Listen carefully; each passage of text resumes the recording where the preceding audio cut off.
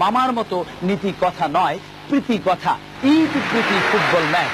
ঈদ উপলক্ষে ঝিনাইদহের নারকেলবাড়িয়া কলেজ মাঠে আয়োজিত এই ফুটবল ম্যাচটিতে অংশগ্রহণ করেছে দুটি দল। ঝিনাইদহ উত্তরাঞ্চল বাছাই একাদশ বনাম লুৎফর রহমান একাদশ। কোন জাতীয় বা আন্তর্জাতিক পর্যায়ের খেলা না হওয়া সত্ত্বেও ইত্যাদির ঈদের এই বিশেষ অনুষ্ঠানে খেলাটি দেখানোর কারণ হচ্ছে এটি একটি ব্যতিক্রমী খেলা। কারণ এই খেলাটিতে অংশগ্রহণ করেছে ঝিনাইদহের বাছাই করা 11 জন খেলোয়াড় এবং লুৎফর রহমান সাহেবের 11 জন সন্তান। তাইম মোল্লা, জামান মোল্লা, আলম মোল্লা, হাটেম মোল্লা, বদন মোল্লা, আনাস মোল্লা, আমান মোল্লা, আনাফ মোল্লা, তুফান মোল্লা, হাসান মোল্লা, সুলাইমান মোল্লা। এরা সবাই লুৎফর রহমান সরকারের ছেলে।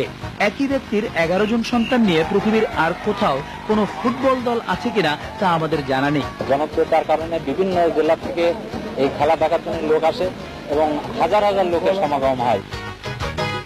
কারণ এটি একটি ব্যতিক্রমী খেলা। বাংলাদেশের কোথাও একই পরিবারে 11 জন একটি দলে নেই।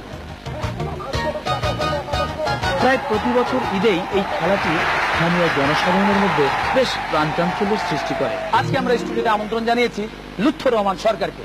আসুন আপনি। লুৎফর রহমান সাহেব, আপনার কজন ছেলে মেয়ে? 21 জন ছেলে মেয়ে। 21 জন ছেলে মেয়ে। কিন্তু আপনি হঠাৎ করে আপনার নিজের সন্তানদের দিয়ে ধরনের ফুটবল দল গঠন করলেন কেন? 25 বছর আগে আমি খেলোয়াড় ছিলাম। কোন এক মাঠে হেরে যাওয়ার কারণে আমি প্রতিজ্ঞা করেছিলাম যদি আল্লাহ আমাকে 11টা ছেলে দেয় তাহলে আমি খেলা করব। কিন্তু আপনি তো জানেন যে ছোট পরিবার মানে সুখী পরিবার। আপনি কি সুখী? না, ওর সন্তানাদি হলে বড় দুঃখ অনুভব করতে হয়, কারণ তাদের লেখাপড়া খরচ প্রতি বহন করা খুবই কষ্টকর হয়ে দাঁড়ায়। অনেক ধন্যবাদ লুৎফর রহমান সাহেব। দর্শক মন্ডলী, লুৎফর রহমান সাহেব গোল করার পরিকল্পনায় যে